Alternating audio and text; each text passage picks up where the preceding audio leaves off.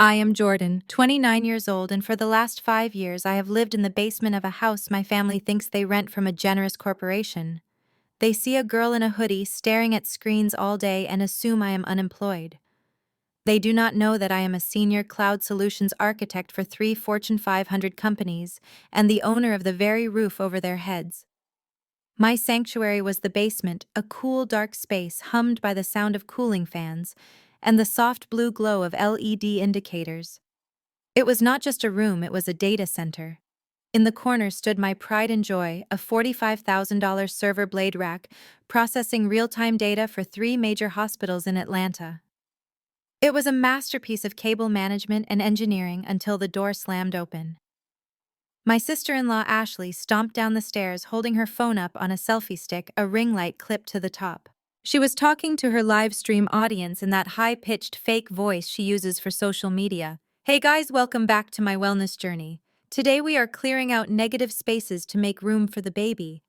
She did not even look where she was walking. Her designer boot caught the main Ethernet cable running to the primary switch. I shouted for her to watch out, but it was too late. She stumbled, and in a fit of performative rage, she kicked the server rack. The sound of heavy metal crashing against concrete echoed like a gunshot. The hum of the fans sputtered and died. The blue lights turned to an angry flashing amber. My heart stopped. That was not a gaming computer. That was critical infrastructure. I stood up, my hands shaking, not from fear, but from a sudden spike of adrenaline. Ashley looked at the fallen machine, and then at me with pure disgust. "This rat hole smells like radiation," she screamed at her phone camera, turning the lens toward me. "Deshawn, get down here. Down. Your sister has clutter everywhere. I need this space for my prenatal yoga series. You promised me a studio." My brother Deshawn thundered down the stairs in his tight suit pants that were a size too small. He looked at the chaos. He did not ask if I was okay. He did not ask what the machine was. He saw the flashing amber lights and the warning beep from the uninterrupted power supply unit. "Turn that noise off," he barked. "I am trying to take a call with a client." I tried to explain that the server was performing a critical backup, and if we did not restore power immediately, we could lose integrity on the RAID array. I tried to tell him that the machine on the floor cost more than his BMW. But he did not listen. He reached down to the main power strip, the surge protector that kept everything stable, and he ripped the cord out of the wall. The room went silent. The darkness was absolute except for the light from Ashley's phone. "There," Deshawn said, dusting his hands off, like he had done something heroic. "Now get this junk out of here. Ashley needs the feng shui to be right for the baby. You have been squatting down here long enough, Jordan." I looked at the black screens.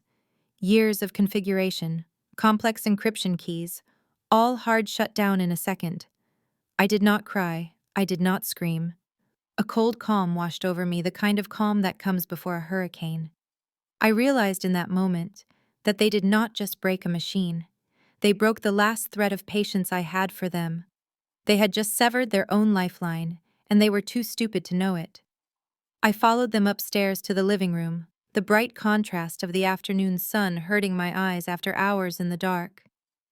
My parents, Calvin and Betty, were sitting on the beige sectional sofa drinking tea like royalty.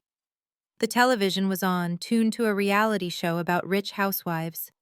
The irony was suffocating. This was a family meeting I had not been invited to, but was the subject of.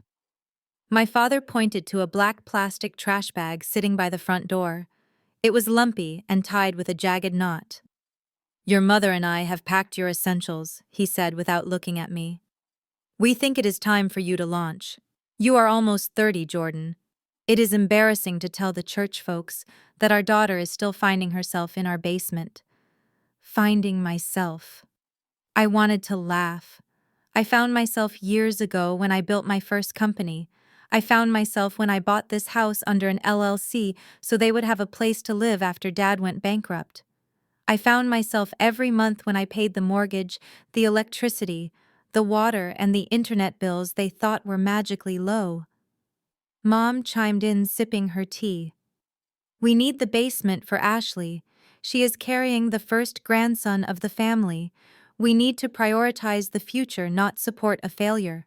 You sit down there all day playing video games while Deshaun is out there grinding selling insurance. Deshaun leaned against the mantel, posing like he was on the cover of Forbes. He pulled a money clip out of his pocket. It was mostly singles wrapped around a few 20s to make the roll look big. He peeled off 2 crumpled $100 bills and threw them on the floor at my feet. "Take that," he said with a smirk. "That should cover a night at a motel and a bus ticket. Don't come back until you have a real job. Maybe you can flip burgers. I heard they are hiring." I looked at the money on the floor. Benjamin Franklin stared back at me from the carpet. 5 years ago, I would have picked it up. I would have apologized. I would have begged for more time. But the Jordan who lived in fear was gone. She died the moment the server crashed. I bent down. Deshaun laughed, thinking I was going for the cash. Even Ashley giggled. But my hand moved past the money. I reached for a small silver object lying on the side table next to my keys. It was a Titan security key, a military-grade encrypted USB drive. It contained the digital certificates for everything: the banking access, the network administration protocols, the deed transfer documents.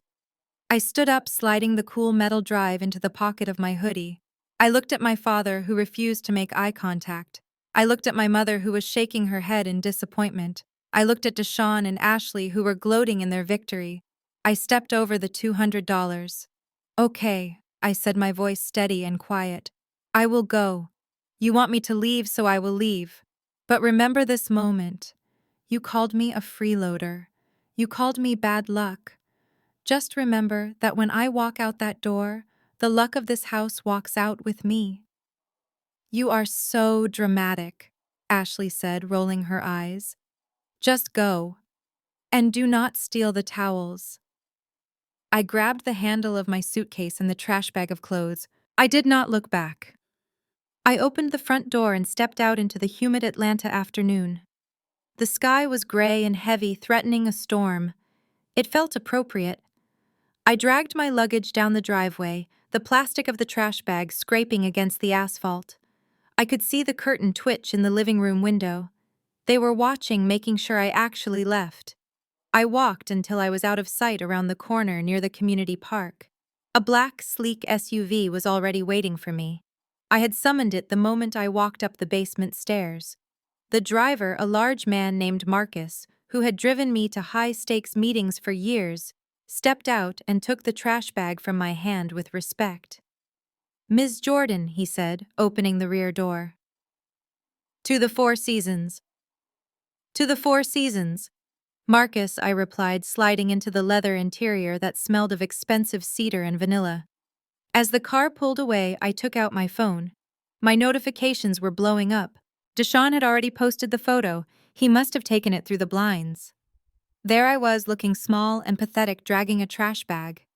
The caption read, "Finally, the freeloader is gone. New chapter for the family. God is good." I saw the likes climbing. I saw the comments from aunts and uncles who used to pinch my cheeks, now calling me a disgrace. I saw the heart reaction from my own mother. A tear rolled down my cheek, but I wiped it away angrily. They wanted a show. I would give them a production. We arrived at the hotel, and the doorman greeted me by name. I checked into the presidential suite, the one with the panoramic view of the city. I ordered a bottle of Dom Perignon and sat down at the glass desk overlooking the skyline. I opened my laptop. It was a rugged, custom-built machine that could run a small country. I connected to the hotel Wi-Fi and activated my VPN. I navigated to the Unify dashboard, the smart home management portal I had installed in the house on Maple Street. It showed the status of every device: the smart locks, the smart thermostat, the smart fridge, the high-speed internet gateway. Status connected. They wanted to live in a modern house, but they treated the architect like garbage. Deshaun wanted to be the man of the house. Fine. Let him figure out how to be the IT administrator of the house, too. I took a sip of the champagne, letting the bubbles sting my throat. "You want energy clean, Ashley?" I whispered to the empty room. "You want a fresh start?" I moved my mouse cursor to the bottom of the settings page. There was a red button labeled Factory Reset. It was not just a reboot, it was a nuclear option. It would wipe the ISP configuration. It would delete the saved Wi-Fi passwords. It would reset the smart locks to a default state that required a physical master key, which I had in my pocket. It would disconnect the smart thermostat from the bridge. I looked at the time. It was 7 p.m. Deshaun would be starting his evening live stream soon. Mom would be trying to order groceries online. Ashley would be streaming her yoga music. I clicked the button. Are you sure? The screen asked. This action cannot be undone. I smiled for the first time that day. Confirm. On the screen, the status lights for the house on Maple Street went from green to gray. Offline, offline, offline. The show was just beginning. The morning sun had barely crested the horizon when the chaos began inside the house on Maple Street. From the comfort of my hotel suite, I watched the temperature readings on my laptop screen climb steadily. I had set the radiant floor heating system to maximum output exactly 3 hours ago. The sensors indicated the ambient temperature in the master bedroom had just hit 104 degrees Fahrenheit. Ashley was the first to wake up, and she did not do it gracefully. Her scream pierced the air loud enough that I imagined the neighbors could hear it through the walls. She leaped out of bed, but the moment her bare feet touched the expensive hardwood floor, she shrieked again and scrambled back onto the mattress. The floor was searing hot. It was not enough to burn skin instantly, but it was hot enough to feel like standing on a car hood in the middle of July. "What is happening?" she screamed, her voice cracking with panic. "Deshaun, wake up! The house is on fire!" Deshaun groaned and rolled over, tangled in the high thread count sheets. He was sweating profusely, his silk pajamas clinging to his back. The air in the room was thick and dry, like a sauna that had been left on for days. He sat up, wiping sweat from his forehead, and looked around in confusion. There was no smoke, there were no flames, there was just an oppressive, invisible heat that seemed to radiate from everywhere at once. Then the curtain started. I had programmed the motorized blinds on a randomization loop. With a mechanical whirring sound, the heavy blackout curtains in the bedroom shot up, letting in a blinding beam of morning sunlight. Deshaun flinched, covering his eyes. 2 seconds later, the curtains slammed back down, plunging the room into darkness. Then up again, then down. Up, down. It was rhythmic and relentless, like a poltergeist possessing the window treatments. "Make it stop!" Ashley yelled, pulling the duvet over her head. "It is like a horror movie in here. Fix it, Deshaun. You are the man of the house, so fix it." Deshaun scrambled out of bed, hopping from one foot to the other to avoid the scorching floor. He ran to the smart home control panel mounted on the wall near the door. This was the brain of the house, the central hub that controlled everything from the lights to the locks. He tapped the screen aggressively, his wet fingers leaving smudges on the glass. I could see his frustration through the interface log on my screen. He was mashing the climate control icon. Access denied. He tried the lighting control. Access denied. He tried to perform a soft reboot. Access denied. Contact administrator. The text remained frozen on the screen in stark red letters against a black background. Deshaun stared at it, his jaw tight. He did not understand. In his mind, I was just the girl who lived in the basement. I was the freeloader. He never once considered that the administrator account was not a default setting, but a person. He ran out into the hallway where the chaos was even worse. My parents, Calvin and Betty, were standing outside their guest room, looking like melted wax figures. My mother was fanning herself with a magazine, her face flushed a deep, unhealthy red. My father was shouting at the ceiling fan, which was spinning in reverse at maximum speed, creating a bizarre updraft that rattled the light fixtures. "The devil is in this house," my mother wailed. "I told you that girl brought bad spirits. Now that she is gone, the house is purging itself." Deshaun ignored her and ran downstairs to the breaker box. I watched the system status flicker for a moment as he killed the main power. The lights went out. The curtains stopped moving. The fans slowed to a halt. For a moment, there was silence. Deshawn panted, standing in the dark hallway. I fixed it. Just a glitch. But the radiant floor heating was a hydronic system fueled by a separate boiler with a battery backup for the circulation pumps. The floors stayed hot. The heat did not dissipate, and because he had cut the power, the air conditioning could not turn on to cool the house down. He had just turned the house from a sauna into an oven. Within an hour, they had called an electrician. I watched the service van pull into the driveway through the exterior security cameras, which were on a separate circuit they had not found yet. The electrician, a middle-aged man with a tool belt and a confused expression, walked into the house, wiping sweat from his brow immediately. He spent 45 minutes poking around the panels, checking the wiring, and looking at the server rack in the basement that Ashley had kicked the night before. He came back up to the living room, shaking his head. "Look, I have never seen a residential setup like this," he told them. "This is not standard wiring. This is enterprise-grade architecture. The control systems are locked down with encryption. I usually only see in banks or hospitals. Every time I try to bypass a circuit, the system reroutes and locks me out. It is designed to prevent tampering. Just cut the wires." Deshawn demanded, his shirt completely soaked through. "If I start cutting wires on a system this integrated, I could trigger the fire suppression system, or permanently fuse the smart locks," the electrician warned. "I cannot touch this. You need the person who installed it. You need the administrator password. Who set this up?" Deshawn looked at Ashley. Ashley looked at Calvin. Calvin looked at the floor. "It was Jordan," my mother whispered. "She was always messing with wires down there." "Call her," Deshawn barked. "Tell her to get back here and fix this mess. Tell her we will not sue her if she unlocks the system right now." Ashley grabbed her phone, her acrylic nails clicking frantically against the screen. She dialed my number. I watched my phone light up on the hotel desk beside me. Incoming call from Ashley. I took a sip of my coffee and let it ring. It went to voicemail.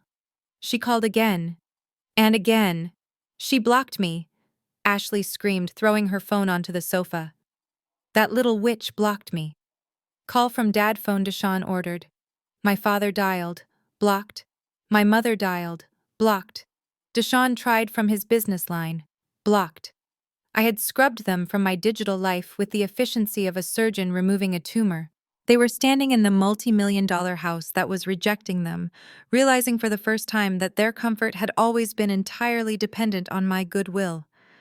"We cannot stay here like this," Ashley whined, tears of frustration mixing with the sweat on her face. "I have a brand partnership live stream in 20 minutes. I am supposed to be promoting that new organic skincare line. I cannot look like a drowned rat." "You have to do it," Deshawn said, pacing the room. "We need the money. That mining rig in the basement is dead, and the electric bill is going to be insane. Do the stream. Just fake it." I watched with a mix of amusement and pity as Ashley tried to salvage her image. She ran to the bathroom and applied layers of waterproof setting powder, trying to matte down her shiny skin. She changed into a workout set, claiming it was athleisure chic. She set up her ring light in the corner of the living room, the only spot where the natural light was somewhat flattering since the smart bulbs were dead. She hit the go live button and plastered a fake bright smile on her face. "Hey lovelies, welcome back to my channel," she chirped, her voice trembling slightly. "I know I look a little dewy today, but that is because I am trying this amazing new detox method. I turned my home heating up to create a hot yoga sanctuary. It is all about sweating out the toxins and negative energy." Behind her, the curtains suddenly jerked upward again, triggered by the backup battery re-engaging. A beam of harsh light hit her directly in the face, highlighting the sweat dripping down her neck and the panic in her eyes. "So relaxing," she said through gritted teeth, forcing a laugh. "Just purging the negativity, guys. Just purging the negativity." I closed my laptop. They were sweltering in a prison of their own making, and they were still lying to the world about it. But the heat was just the beginning. The real freeze was coming next. While my family was melting in their smart home sauna on Maple Street, I was sitting in a climate-controlled boardroom 40 floors above the city. The contrast between my two lives had never been sharper. To Deshawn and Ashley, I was the basement dweller who probably stole change from the couch cushions. To the three Japanese investors sitting across from me, I was the CEO of JOR Holdings, the architect of a proprietary cloud infrastructure that was about to secure their banking data for the next decade. I adjusted the cuff of my bespoke Italian blazer. It was a dark navy silk blend that cost more than Ashley's entire wardrobe. The meeting was going perfectly. We were discussing the final terms of the acquisition when the heavy glass doors of the conference room slid open. My executive assistant Sarah walked in. She was usually the picture of composure, but today she looked pale. She was holding a tablet with a trembling hand. "I apologize for the interruption, Ms. Jordan," she whispered, leaning down to my ear. "But our reputation management software just flagged a viral spike. It is a level 5 threat. You need to see this immediately." I excused myself with a polite bow to the investors and stepped out into the hallway. Sarah handed me the tablet. On the screen was an Instagram post from Ashley. It had been posted 40 minutes ago and already had 5,000 likes and hundreds of shares. The image was a crude Photoshop job, but effective enough to fool the gullible. It showed me standing in the driveway yesterday, but she had digitally manipulated my hand. Instead of holding my car keys, she had pasted a grainy image of a hypodermic needle. The caption was a masterpiece of fiction. "My heart breaks today," Ashley had written. "We finally had to ask my sister-in-law to leave our home. We tried to help her through her addiction. We gave her a roof over her head for 5 years. But after I caught her stealing my grandmother's vintage jewelry to buy drugs, I had to draw the line. I have to protect my unborn baby from this toxic environment. Please pray for her recovery, but keep your distance if you see her. She is dangerous." I stared at the screen. The audacity was breathtaking. She was not just kicking me out. She was trying to destroy my future employment prospects. She was trying to paint me as a criminal junkie to cover up the fact that they were broke. Sarah was watching me, waiting for instructions. "Shall I have legal send a cease and desist?" she asked. "Or should we contact the platform to have it removed for defamation?" I zoomed in on the photo. Ashley was not a graphic designer. Her Photoshop skills were amateur at best. In her haste to make me look like a villain, she had forgotten to check the rest of the image. The photo was a selfie she took in the mirror with me in the background, and there it was. Sitting on the vanity table right next to her prenatal vitamins was a large glass of red wine. It was half empty. Next to it was a pack of cigarettes. For a woman claiming to be 6 months pregnant with the golden grandchild of the family, she was certainly relaxed about her health. I handed the tablet back to Sarah and smiled. A cold, calculated smile. "No, Sarah," I said. "Do not report it. Do not take it down."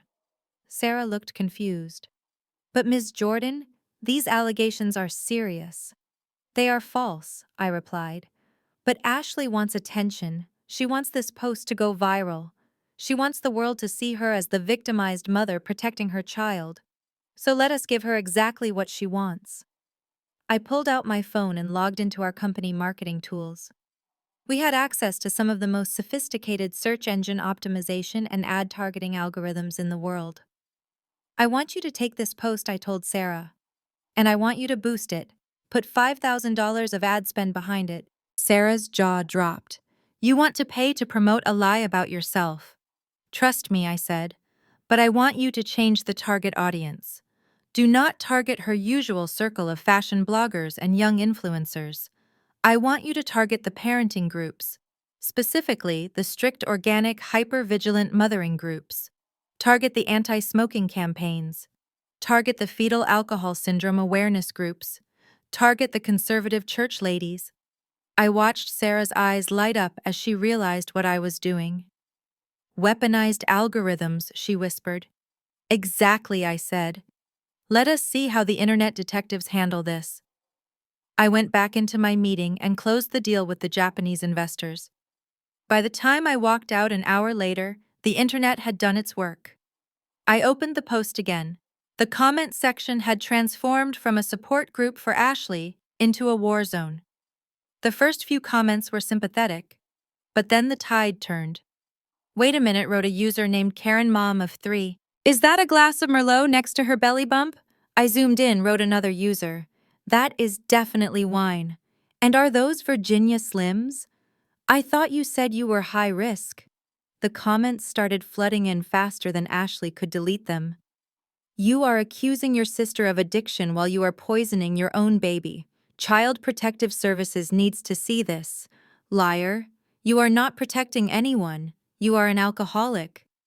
The narrative had shifted completely. Nobody cared about the girl in the background with the fake needle. They were obsessed with the mother in the foreground poisoning her unborn child. Ashley was being dissected by the most ruthless demographic on the internet, the mommy shamers. Her carefully curated image of the perfect, glowing mother-to-be was disintegrating in real time. I saw comments tagging her brand sponsors. I saw comments tagging the local church. Then my personal phone rang. It was an unknown number. I answered, putting it on speaker so Sarah could hear. "You witch?" It was Deshaun. He sounded breathless, like he was running. "You hacked her account," he screamed. "I know you did. You photoshopped that wine glass in there. Ashley does not even drink red wine." I leaned back in my leather chair, looking out over the city skyline. "I did not touch her account, Deshaun," I said calmly. "And we both know Ashley drinks whatever is in the bottle. I just made sure her post reached a wider audience. I thought she wanted to be an influencer. I just helped her influence the right people." "She is crying on the bathroom floor," Deshaun yelled. "Her sponsors are dropping her. The organic baby food company just sent us an email terminating her contract. Do you know how much money that was? That was supposed to pay the mortgage."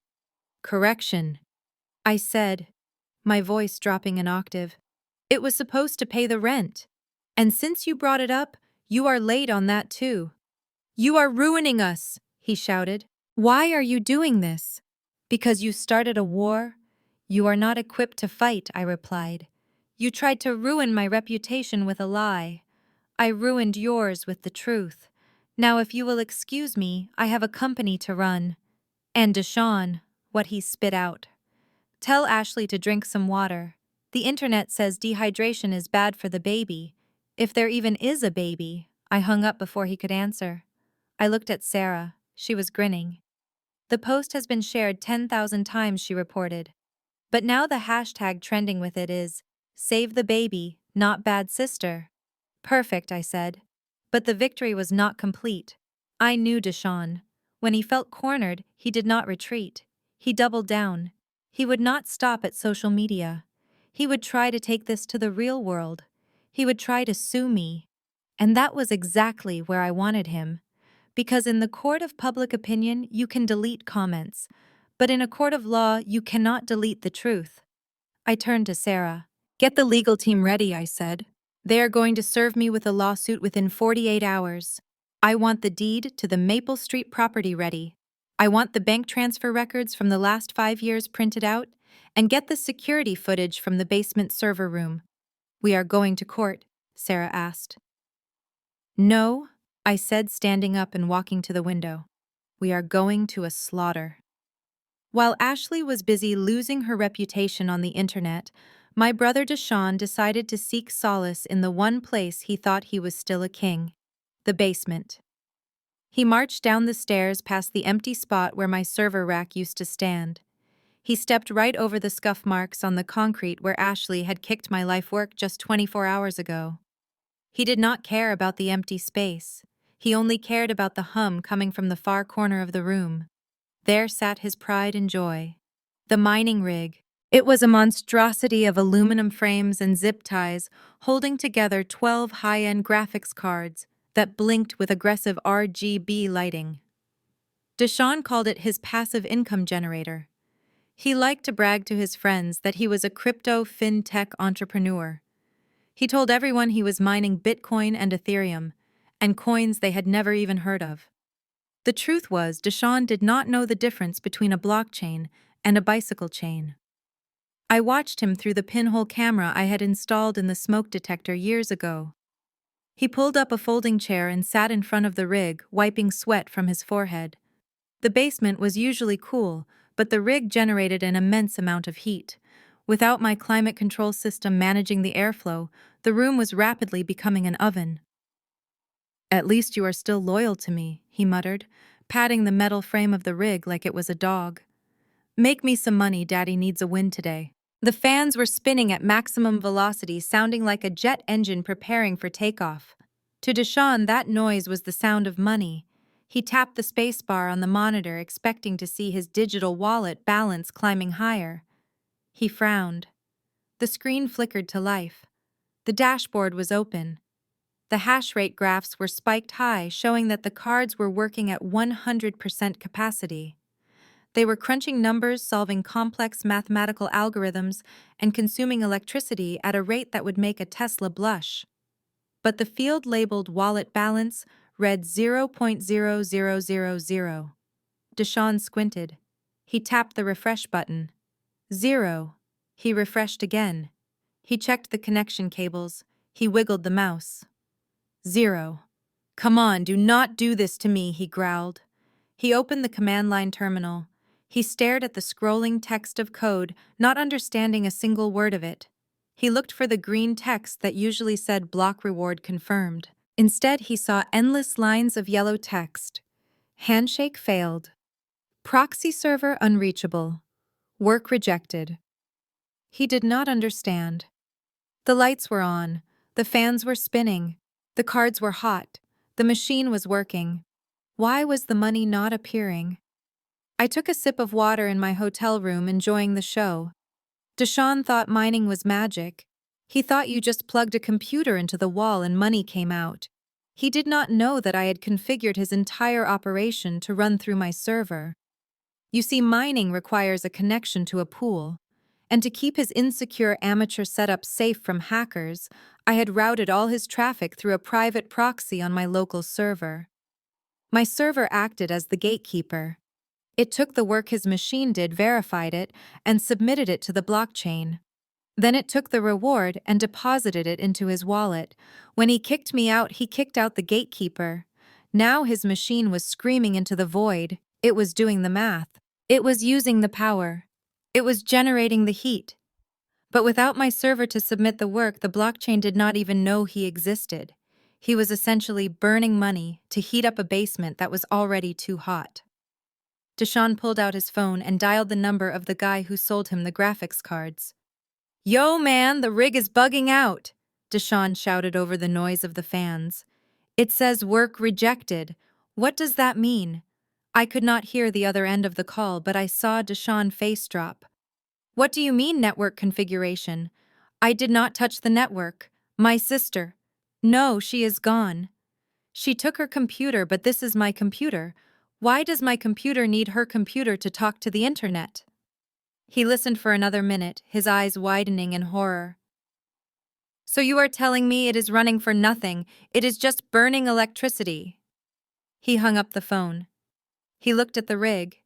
It was roaring, happily oblivious to the fact that it was bankrupting its owner. He reached down to turn it off. Ping! His phone chimed with a notification. It was the Georgia Power app. Deshaun froze. He looked at the screen. Because I had reset the smart home system to factory settings, I had also removed the administrative override that categorized the basement power usage under my business account. For 5 years, I had registered the house as a small data center, allowing us to qualify for the industrial power rate, which is significantly cheaper than the residential rate. That registration was tied to my LLC. When I left, the registration left with me. The automated system had detected the massive power spike from the mining rig running 24/7, and since it was no longer shielded by my business cap, the utility company had automatically switched the billing to the Tier 3 high-usage residential bracket. Deshaun stared at the notification. "Your monthly bill statement is ready. Total amount due, $3,842.15. His knees gave out. He actually fell out of the folding chair and hit the concrete floor. 3,000, he whispered. 3,000. That was more than the mortgage. That was more than he made in 2 months selling insurance. He scrambled up and ran for the stairs, forgetting to turn off the rig. He sprinted up to the living room, waving his phone like a weapon. "Mom! Dad, look at this!" he screamed. Betty and Calvin were sitting in the dark living room, trying to cool off with paper fans. They jumped when Deshawn burst in. "What is it now?" Betty asked, wiping sweat from her neck. "Did Ashley fix the internet? Look at the power bill." Deshawn shrieked, shoving the phone into her face. $3,800 for 1 month. Betty grabbed the phone. She squinted at the numbers. Her face went pale under her makeup. She gasped, clutching her chest. "This is a mistake," she said, her voice trembling. "This has to be a mistake. Our bill is never more than $300. Jordan always handled the utilities. She said she got a discount." "She did not get a discount," Deshawn yelled, pacing around the room. "She was paying it. Or she was doing something to the meter. And now she is gone and they are charging us for everything." Betty looked at the bill again. She looked at the darkened lights of the house. She looked at the useless smart thermostat on the wall. The reality was too much for her to process. She could not accept that her daughter, the failure, had been subsidizing their entire existence. It was easier to believe in a villain than to admit she was wrong. "She stole it," Betty whispered, her eyes rolling back slightly. "What?" Deshawn asked. "She stole the electricity," Betty shouted, standing up with sudden hysterical energy. "That girl is a hacker. She is sitting in some hotel room right now tapping into our lines. She is siphoning our power to run her devil machines. That is why the bill is so high. She is stealing from us even when she is not here." It was absurd. It was technically impossible. But it fit the narrative they needed. "She is trying to bankrupt us," Calvin roared, slamming his fist on the table. "I knew she was vindictive." "Call the police," Betty cried, swaying on her feet. "Tell them your sister is stealing electricity remotely. Tell them to arrest her." Deshawn looked at his mother. Even he knew that sounded crazy. But then he looked at the bill again. $3,800. He did not have it. His credit cards were maxed out. Ashley had just lost her contracts. He needed a scapegoat. And Jordan had always been the scapegoat. "You are right," Deshawn lied. "She must be hacking the meter. There is no way we used this much power." Betty clutched the phone to her chest. "Oh Lord," she wailed. "I gave birth to a monster. She wants to see us live in the dark." And then the heat and the shock were finally too much. Betty's knees buckled. She collapsed onto the beige carpet in a faint, her paper fan fluttering to the floor beside her. Mom, Deshawn yelled, rushing to her side. Calvin stood up, pointing a shaking finger at the ceiling. "I am going to kill her," he shouted at no one. "I am going to sue her for every penny she has stolen." I watched it all on my screen. I saw my mother faint, not from heat stroke, but from the realization that the free ride was over. I saw my father threaten me with a lawsuit he could not afford. I closed the browser tab. "You want to sue me?" I whispered to the screen. "Go ahead. I have the receipts, all of them." I picked up my phone and called my lawyer. "It is time to move to phase 2, I said. "They are accusing me of theft. Prepare the counterfiling and get the eviction notice ready. I think the current tenants are violating the lease agreement by modifying the electrical usage." The game was over. Now it was time for the execution. While my brother was hyperventilating over a $3,000 electric bill, his wife Ashley was trying to solve her problems the only way she knew how. By spending money she did not have. After the disaster with the heating system and the brutal roasting she received on social media, Ashley decided she needed a rebrand. She needed to prove to her followers and herself that she was still the queen bee of the neighborhood. She put on her oversized designer sunglasses, tied a silk scarf around her neck, and drove her leased Range Rover to the most expensive place in town, Whole Foods. But she did not go to the regular one. She drove 20 minutes to the flagship store in Buckhead, the one where celebrities and professional athletes shopped. She wanted to be seen. She wanted to be photographed. She wanted to show the world that despite the rumors, the Wilson family was doing just fine. I sat in my hotel room watching the transaction attempts roll in on my banking app like a ticker tape of desperation. Attempted charge, Whole Foods Market, $412. I leaned back in my chair and took a sip of sparkling water. This was going to be good. I could picture the scene perfectly because I knew Ashley's routine. She would have grabbed the shiny metal cart and strutted down the aisles like it was a runway. She would have tossed items in without looking at the price tags. Manuka honey from New Zealand, white truffles, Wagyu beef steaks, cold pressed kale juice that cost $12 a bottle. She wasn't shopping for sustenance. She was shopping for content. She was building a prop set for her next lie. She probably spent 20 minutes in the floral department picking out the perfect bouquet of hydrangeas to stage in the background of her apology video. She likely grabbed a few expensive magazines to place casually on the coffee table. She was building a facade of wealth to hide the rotting foundation of her reality. When she reached the checkout line, she made sure to choose the lane with the most people. She wanted an audience. She wanted the other women in their yoga pants and diamonds to see her unloading premium goods. She wanted them to envy her. I imagine she was on the phone, probably talking loudly to a fake assistant, or maybe her mother, ensuring everyone within earshot knew she was busy and important. The cashier, a tired teenager named Sarah, began scanning the items. Beep, beep, beep. The total climbed higher and higher. 200, 300, 400. Ashley didn't even look at the screen. She reached into her Louis Vuitton purse and pulled out the heavy platinum American Express card. This card was legendary in our family.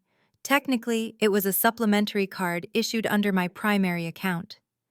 I had given it to my mother Betty 5 years ago for medical emergencies. I told her it was for life or death situations only. Naturally, my mother had defined life or death as keeping up appearances, so she had secretly passed the card to Ashley whenever Ashley needed to feel rich. Ashley tapped the card on the reader with a flourish, not even breaking her conversation on the phone. Authorizing. The machine thought for a moment. Then it let out a harsh buzzing sound. Transaction declined. Ashley paused. She frowned at the machine and tapped the card again, harder this time, as if percussive maintenance would fix her credit limit. Authorizing. Buzz. Transaction declined. Excuse me, Ashley said, snapping at the cashier. Your machine is broken. This is a platinum card. It does not have a limit. Try it again. The cashier sighed and typed in the numbers manually. Buzz. Declined. Ma'am, the system is rejecting the payment, the cashier said, loud enough for the people in line to hear. Do you have another form of payment? Ashley's face turned red. She could feel the eyes of the women behind her boring into her back. These were the same type of women who tore her apart in the comments section yesterday. She could not afford to look broke in front of them. Do not be ridiculous. Ashley scoffed, her voice rising an octave. That card is perfectly fine. I just used it yesterday. Call your manager. Clearly, you do not know how to handle a premium account. The cashier shrugged and pressed the button for the manager. A stern-looking woman in a blazer walked over. What seems to be the problem? The manager asked. Your employee is incompetent, Ashley spat. My card is being declined and she refuses to override it. I am a very important customer. I demand you fix this immediately. The manager took the card from Ashley's hand. She looked at the name on the front. It said, Betty Wilson. Then she looked at the back. She walked over to her terminal and swiped it through her administrative system. She stared at the screen for a long moment. Then she looked up at Ashley, not with an apology, but with a look of cold suspicion. Ma'am, do you have identification that matches this card? The manager asked. It is my mother-in-law. Card? Ashley stammered. She gave it to me to buy groceries for the family dinner, I see, the manager said. Well, I am afraid I cannot return this card to you, and I cannot complete this transaction. What are you talking about? Ashley shrieked, reaching for the card. Give that back to me. That is my property. No, ma'am. It is not, the manager said, stepping back and holding the card out of reach. According to our system, this card was reported lost or stolen yesterday evening by the primary account holder. The instructions from American Express are to confiscate the card and destroy it immediately. The silence that fell over the checkout lane was deafening. Stolen, Ashley whispered. The women in line behind her gasped. I can imagine the whispers. Did you hear that? She is using a stolen card. Is that the woman from Instagram who drinks while pregnant? I heard she stole jewelry too. Ashley looked around wildly. Her facade was cracking. The narrative of the wealthy influencer was shattering into a million pieces, leaving only the reality of a thief. That is a mistake, she yelled, but her voice lacked conviction. My sister-in-law did this. She is crazy. She is trying to sabotage me. Call the police. No, do not call the police. Just let me pay with a different card. She fumbled in her purse, pulling out her own debit card. She shoved it into the reader. Insufficient funds. She pulled out a Target credit card. Declined. She pulled out a crumpled $20 bill. It was not enough to cover even the Wagyu beef. Ma'am, the manager said, her voice dropping to a steely tone. You are holding up the line. I'm going to have to ask you to leave the groceries and exit the store. If you continue to cause a scene, I will have security escort you out, and we will be contacting the authorities regarding the attempted use of a stolen instrument. Ashley looked at the cart full of truffle oil and organic kale. She looked at the line of judgmental faces. She looked at the manager holding the platinum card like a weapon. She did not argue. She did not strut. She grabbed her purse and ran. She ran out of the automatic doors, her heels clicking frantically on the pavement.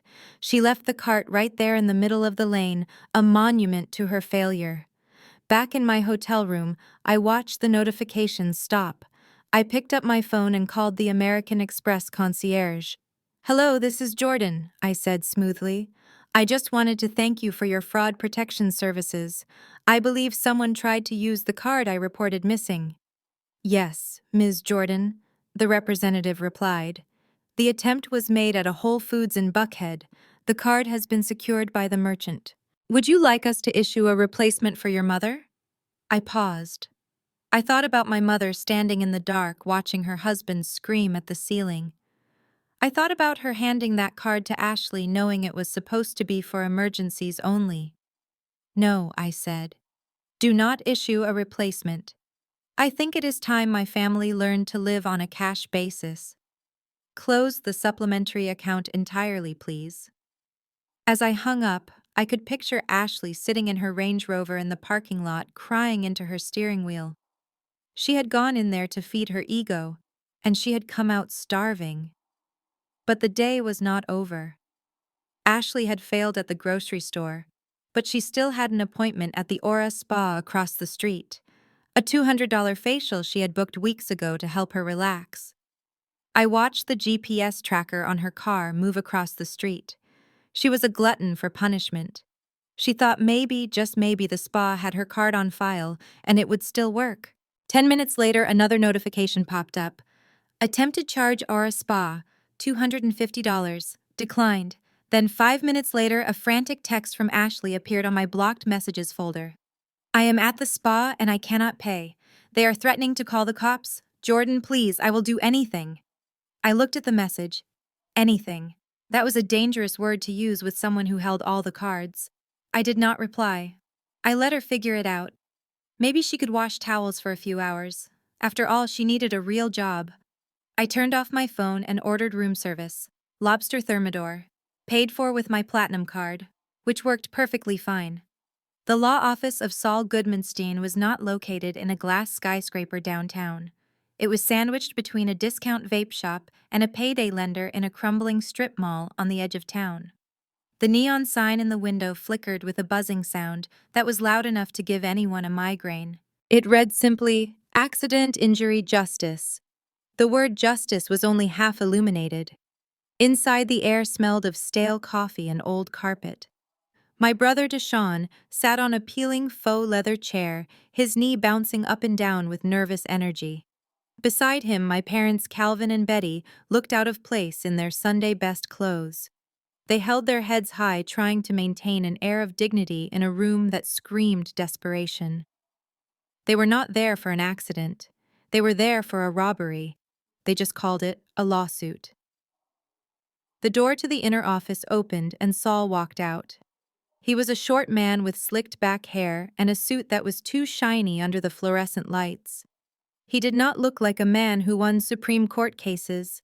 He looked like a man who knew how to twist a knife in a street fight. "Mr. and Mrs. Wilson, come on in," Saul said, waving them into his cluttered office. "And this must be the brother, Deshaun Wright, the insurance mogul." Deshaun puffed out his chest, ignoring the irony that he was currently unemployed and facing a $4,000 electric bill. "That is right," Deshaun said, shaking Saul's hand firmly. "We are here because we have a situation, a family matter that requires a firm hand." They sat down. Deshaun placed a folder on the desk. It contained the eviction notice I had verbally given them, the printout of the electric bill, and a stack of screenshots from my Instagram showing the view from my hotel room. "Let me tell you what happened," Saul said, leaning back in his creaking chair. "You have a daughter, Jordan. She lived in your house for 5 years. She lived in our basement," my mother corrected, dabbing her eyes with a tissue. "We took her in when she had nothing. We fed her. We clothed her. We gave her a safe harbor. And how does she repay us? By hacking our electricity and terrorizing her pregnant sister-in-law." Saul nodded, pretending to take notes on a yellow legal pad. "And she never paid rent?" Saul asked, looking over his glasses. "Never, my father," Calvin said, slamming his hand on the armrest. "Not a dime. She claimed she was saving up. She claimed she was broke. But look at these pictures." He shoved the Instagram screenshots across the desk. "She is staying at the Four Seasons." Saul whistled low. "That is $1,000 a night. At least." "She has been hiding money from us," Deshaun said, his voice dripping with venom. "She has been hoarding wealth while we struggled to pay the mortgage. While I worked myself to the bone, she was sitting in that basement counting her secret stash. That money belongs to the family. It is reimbursement for 5 years of room and board." Saul picked up the electric bill. "And this bill. You say she caused this. She hacked the meter." Betty sobbed. "She is a computer genius or something. She rigged it to punish us. And she attacked Ashley. My daughter-in-law is bedridden with stress. She is high risk. The doctor said any more shock could cause her to lose the baby." This was a lie, of course. Ashley was currently at home, eating a pint of ice cream and watching Netflix. But to them, the lie had become the truth because it served their purpose. Saul's smile widened. He smelled blood in the water. He did not care if the accusations were true. He only cared that there was a target with deep pockets at the Four Seasons. "Here is what we are going to do," Saul said, leaning forward conspiratorially. "In the state of Georgia, we have very specific laws about tenancy. Even if there was no written lease, if she lived there, she established a tenancy at will." He tapped the desk with a pen. "Now, usually, you cannot demand back rent if there was no agreement. However, we can argue that there was a verbal contract, an implied agreement that she would contribute to household expenses. By hiding her assets, she committed fraud. She acted in bad faith." Deshaun nodded eagerly, absorbing the twisted legal logic. "Fraud? Exactly. She defrauded us. But that is not the big-ticket item," Saul continued, his eyes gleaming. "The big ticket is the emotional distress. Intentional infliction of emotional distress. We call it IIED. By hacking the house systems, by raising the heat on a pregnant woman, by siphoning power, she engaged in outrageous conduct intended to cause severe suffering." He looked at Betty. "Mrs. Wilson, did you feel like you were having a heart attack when you saw that bill?" "I did," Betty cried. "I nearly died. I fainted right on the floor." "There you go," Saul said, pointing his pen at her. "That is physical manifestation of emotional trauma. We can sue for medical damages. We can sue for the pain and suffering of the unborn child. We can sue for the retroactive rent based on fair market value of a finished basement suite. Let us say $2,000 a month for 60 months. That is $120,000 just for the rent. 120,000. The number hung in the air like a winning lottery ticket. My father sat up straighter. My mother stopped crying. Deshaun looked like he had just been handed the keys to a Ferrari, plus punitive damages, Saul added. To punish her, to teach her a lesson. We could easily ask for $500,000. $500,000. They did not see a lawsuit. They saw a salvation. They saw a way to pay off the mortgage, to clear Deshaun credit card debt, to restore Ashley's reputation. They saw a way to strip me of everything I had built and put me back in my place. But there is a problem, Deshaun said, his excitement dampening slightly. We do not have money for a retainer. We are a little liquid constrained at the moment because of her theft. Saul waved his hand dismissively. Do not worry about that. I take cases like this on contingency. I take 40% of the settlement. You do not pay a dime until we win. I just need a small filing fee of $500 to get the paperwork into the court system tomorrow. Deshaun looked at his parents. $500 was still a lot of money for them right now, but the return on investment was insane. $500,000. I can sell my golf clubs, Calvin said quietly. I can pawn my wedding ring for a few days, Betty whispered, just until the settlement comes through. No, Deshaun said, standing up. I will do it. I will sell the mining rig. It is useless without her server anyway. I will sell it for parts. It is worth $500. He looked at Saul with a look of pure arrogance. File the papers, he ordered. Serve her at the hotel. I want to see the look on her face when the sheriff hands her the lawsuit. Saul grinned and shook Deshaun's hand. You are doing the right thing, son. This is about justice. This is about family values. They walked out of the office into the humid afternoon air feeling like kings. The neon sign buzzed overhead, casting a sickly yellow light on their faces. Deshaun pulled out his phone and texted Ashley. Get ready, baby. We are going to be rich. The lawyer said we have a slam dunk case. He looked at his parents, who were smiling for the first time in days. She thought she could leave us, Deshaun said, laughing. She thought she could just walk away and disrespect us. He clenched his fist, imagining me reading the lawsuit, imagining me scared and crying, imagining me crawling back to the house to beg for forgiveness. She is going to learn today, Deshaun said. She is going to have to crawl back here on her knees, apologize to all of us, and vomit up every single cent she has. Calvin nodded in agreement. It is the Lord way, son. Pride cometh before the fall, and she has been very proud. They got into Deshaun's car, oblivious to the fact that the GPS tracker under the bumper was logging their location. Oblivious to the fact that I had already alerted my legal team that a frivolous filing was imminent. Oblivious to the fact that by filing this lawsuit they were not opening a door to riches. They were opening a trap door. And they were standing right on top of it. Back in the hotel room, I received a notification from my private investigator. Subject Deshaun Wilson. Location Saul Goodmanstein Law Office. Duration 45 minutes. I put down my coffee cup. So they actually did it, I whispered to the empty room. They actually hired Saul. I picked up my phone and called the best real estate attorney in Atlanta, a woman who charged more per hour than Saul made in a month. Hello, Patricia, I said. It is Jordan. Prepare the foreclosure documents and find the original deed of trust. The one with my signature on it. We are going to court. I walked to the window and looked down at the city. Deshaun wanted a show. He wanted a battle. He wanted to drag me into the mud. He did not realize that I owned the mud. I owned the ground. And very soon I would own the very air he breathed. The trap was set. All I had to do now was wait for them to jump. The lobby of the Apex Tower was a cathedral of glass and steel, echoing with the confident footsteps of Atlanta tech elite. I walked through the revolving doors, my heels clicking rhythmically on the polished marble floor. I was wearing a tailored charcoal suit that commanded respect, the kind of outfit that whispered power rather than shouted it. Security guards nodded as I passed their station, acknowledging the CEO of the company that designed their surveillance systems. But standing near the reception desk was a man who clearly did not belong. He wore a faded windbreaker, and comfortable sneakers, the universal uniform of a process server.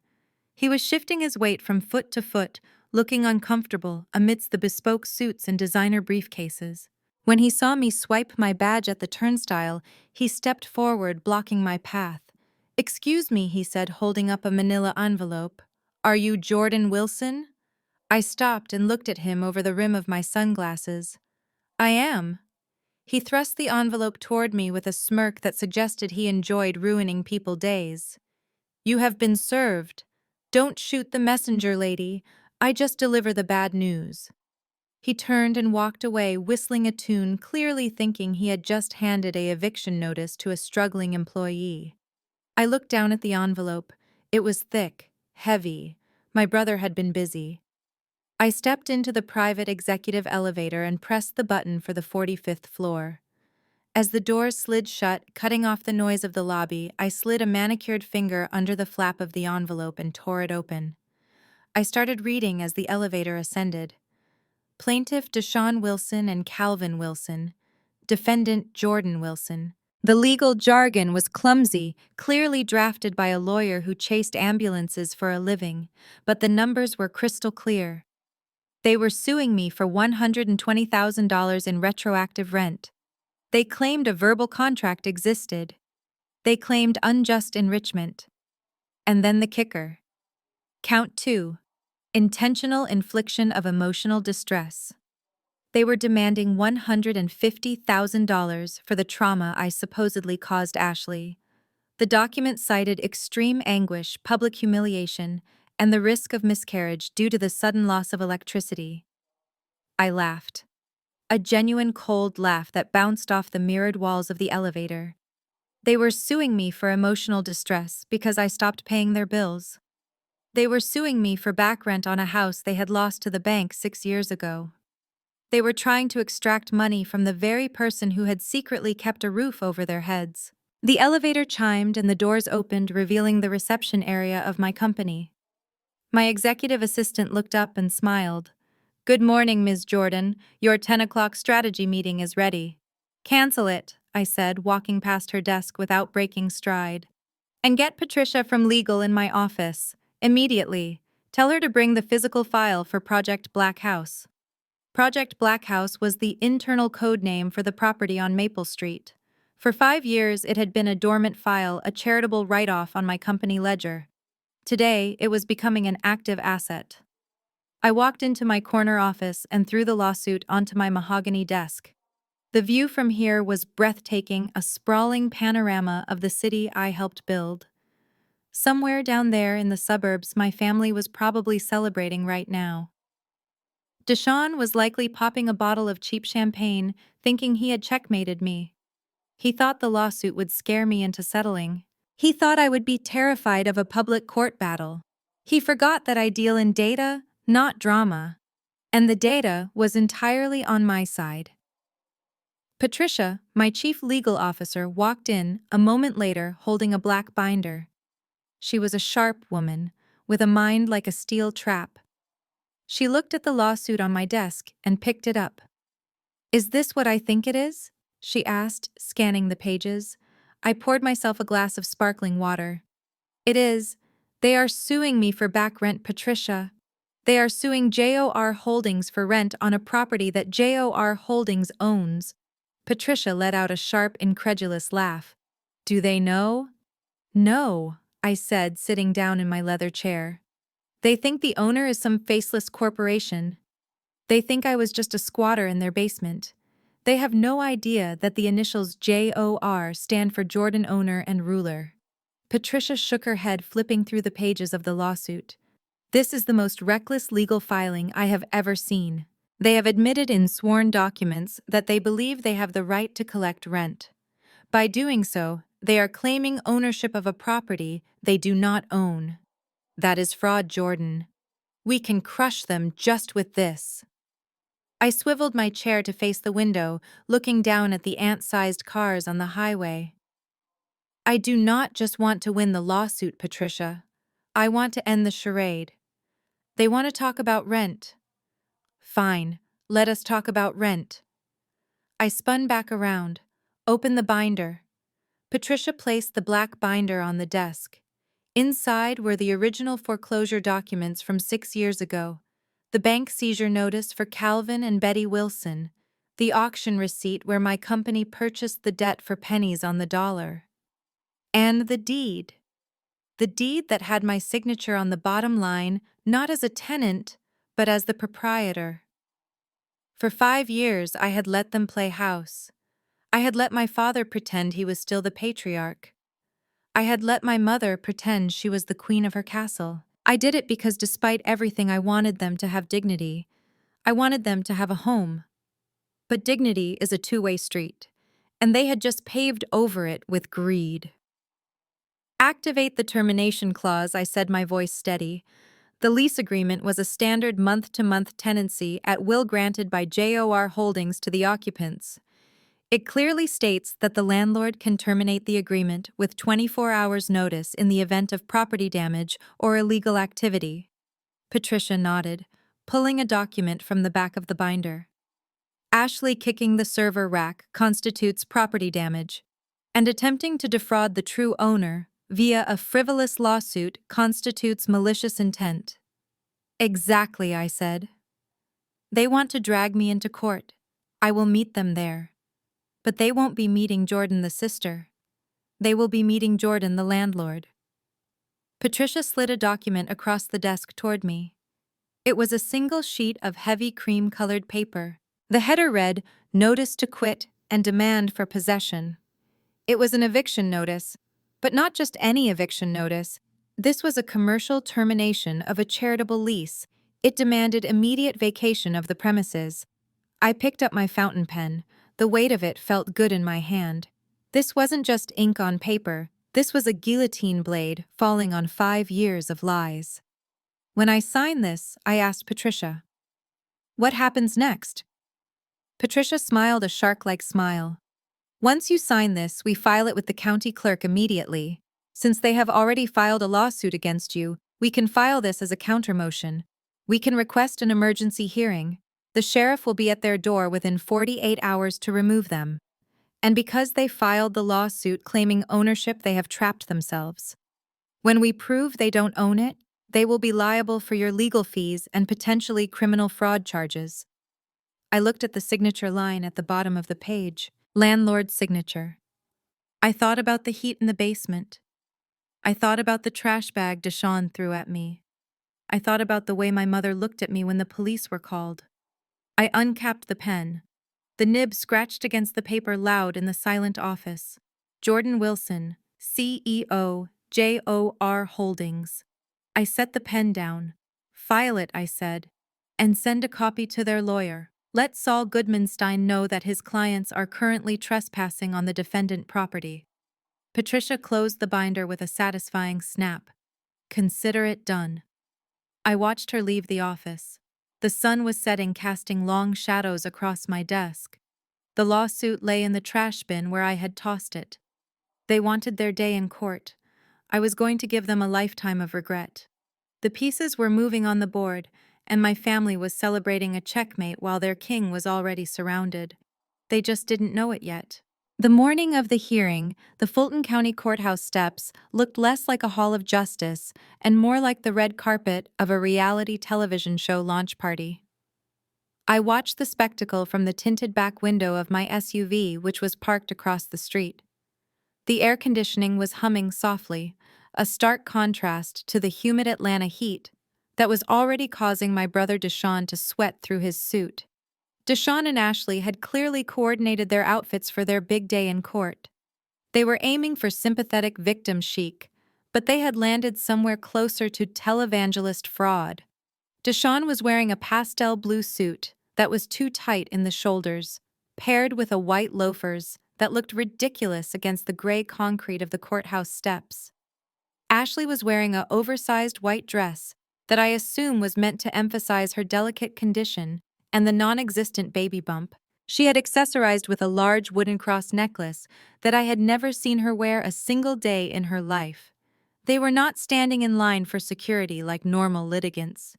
Instead, they had set up a tripod right in the middle of the pedestrian walkway, blocking the path of busy attorneys and stressed-out clerks. I pulled out my phone and opened Instagram. Sure enough, the notification popped up immediately. Deshaun Wilson is live. The caption read, "David versus Goliath, fighting for our family." I tapped on the video. The audio was slightly distorted by the wind, but their voices were shrill and clear. "Hey guys, thanks for tuning in," Ashley said, looking mournfully into the camera lens. She dabbed at a dry eye with a lace handkerchief. "We are just moments away from walking into that building and facing our abuser. It is so hard to be here. I literally had to take medication to keep my heart rate down for the baby's sake." Deshaun stepped into the frame, putting a protective arm around her. He looked directly at the camera, his jaw set in a practiced expression of righteous indignation. "We are doing this for every family out there who has been taken advantage of," he declared. "My sister Jordan, she thinks she can use her money and her corporate lawyers to bully us. She thinks she can just throw her own parents out on the street because she is having a temper tantrum. But we are here to say enough is enough." The comments were flying up the side of the screen. "Amen, brother. Stay strong, Ashley. God don't like ugly, she will get hers." It was a masterclass in manipulation. They had successfully spun the narrative that I was the wealthy aggressor, and they were the humble victims fighting for their survival. They conveniently left out the part where they sued me first. They left out the part where they had lived rent-free for 5 years. They left out the part where Ashley kicked a $45,000 server because it messed up her feng shui. I shifted my gaze from the phone screen to the sidewalk. A local blogger named Tiffany, who ran a gossip site called the Atlanta Tea, was standing there with a microphone. Deshaun had evidently tipped her off. My father Calvin was stepping up to the microphone now. He had put on his best Sunday suit, the one he usually reserved for Easter service. He looked dignified if you ignored the fact that he was publicly slandering his own daughter to a woman holding an iPhone on a gimbal. "Mr. Wilson," Tiffany asked, shoving the microphone toward him, "how does it feel to be dragged into court by your own child?" Calvin shook his head slowly, looking at the ground, as if the weight of the world was on his shoulders. "It is a tragedy," my father said, his voice thick with fake emotion. "It is a failure of parenting, honestly. Her mother and I, we loved Jordan too much. That was our sin. We coddled her. We let her stay in our basement when she could not find work.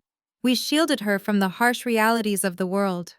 And this is how she repays us. With cruelty." He looked up at the camera, his eyes wet. "I just want her to learn responsibility," he continued. "You cannot just go through life hurting people because you are unhappy with yourself. I am praying that the judge will force her to see reason. We do not want to hurt her. We just want what is fair. We want the home that we built to be respected." I felt a cold knot of anger tighten in my stomach. The home that we built. He had not paid a mortgage payment since 2015. He had not paid for a roof repair. He had not paid for the water heater replacement last winter. I had built that home. I had saved it from the auction block. And now he was standing there rewriting history to feed his own ego. My lawyer Patricia sat next to me in the car, flipping through her notes. She looked out the window at the circus and raised an eyebrow. "They are trying to try this case in the court of public opinion," she said dryly. "Let them," I replied, smoothing the skirt of my black suit. "The court of public opinion does not have subpoena power." "It is time," Patricia said, checking her watch. "Do you want to use the side entrance to avoid them?" I looked at Deshaun, checking his viewer count on the phone screen. I looked at Ashley, posing for a thumbnail picture. I looked at my parents, basking in the attention of the 3 strangers who had stopped to listen. "No," I said. "I have nothing to hide. Pull up to the front." "Marcus." My driver nodded and eased the large black SUV to the curb directly in front of where they were filming. The arrival of the expensive vehicle caught their attention. Deshaun turned the camera toward the car, probably hoping to catch a glimpse of a celebrity. Instead, the door opened and I stepped out. The silence that fell over my family was immediate. Even from 20 feet away, I could see the shock in their eyes. They were used to seeing Jordan, the girl in the hoodie, the girl in the basement, the girl who looked tired and messy. They were not ready for Jordan, the CEO. I was wearing a tailored Givenchy suit that cost more than Deshaun Carr. My hair was pulled back in a severe, sleek bun. I wore dark sunglasses that completely hid my eyes. I stood tall, my posture perfect, radiating an aura of absolute control. Deshaun lowered the phone slightly, his mouth hanging open. Ashley stopped dabbing her eyes. My father took a step back. Is that her? The blogger asked, pointing her camera at me. I did not look at them. I did not acknowledge their presence. I did not stop to defend myself against their lies. To engage with them would be to validate their delusion that we were equals in this fight. I walked past them. Jordan, my mother called out, her voice cracking. Jordan, how can you wear that expensive suit when your brother is suffering? I kept walking, my heels clicking rhythmically on the concrete. You think you are better than us, Deshaun shouted, finding his voice again. He turned the camera back to himself, realizing he was losing the narrative. Look at her, guys. Look at how cold she is. She walks right past her crying mother. That is the face of a narcissist. I could hear him shouting as I ascended the stairs, but his voice sounded small and tinny in the vast open air. Patricia walked beside me, her briefcase heavy with the evidence that would destroy them. They have no idea, do they? She whispered. No, I said, as I reached for the heavy brass handle of the courthouse door. They think this is a reality show. They think the loudest person wins. I pulled the door open, and the cool air of the courthouse rushed out to meet us, smelling of floor wax and old paper. They are about to find out that in here facts scream louder than feelings, I said. I stepped inside, leaving the heat and the lies behind me. The heavy door swung shut, cutting off the sound of Deshaun begging for likes. The circus was outside, but the execution chamber was inside, and I was the one holding the switch. The interior of courtroom 4B smelled of lemon furniture polish and old anxiety.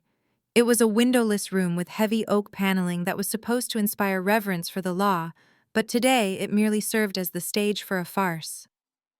I sat at the defense table, my hands folded calmly on the polished wood surface. To my right sat Patricia, my chief legal counsel, who was currently scrolling through her iPad with the bored expression of a woman who charged $800 an hour to watch a circus act. Across the aisle, the plaintiff table was a flurry of activity. My brother Deshaun was whispering frantically to his lawyer Saul. Ashley was sitting in the front row of the gallery, clutching a tissue she did not need, dabbing at eyes that were perfectly dry. My parents Calvin and Betty sat beside her, looking like tragic figures from a Dickens novel. My mother had actually worn a shawl, a garment I had never seen her own in 30 years, to appear frail and elderly. The bailiff called the court to order, and the Honorable Judge Miller entered. He was a stern man with thick reading glasses and a hairline that had retreated in surrender to gravity. He looked tired. He looked like a man who wanted to get through the docket and go to lunch. Deshaun's lawyer Saul stood up. He adjusted his tie, which was a shade of purple that should be illegal, and buttoned his jacket, which strained against his midsection. Your Honor. Saul began, his voice booming in the quiet room. We are here today to rectify a grievous wrong. We are here to speak for two loving parents who sacrificed their golden years to support an adult child who refused to launch. We are here to discuss the defendant, Jordan Wilson. He pointed a finger at me.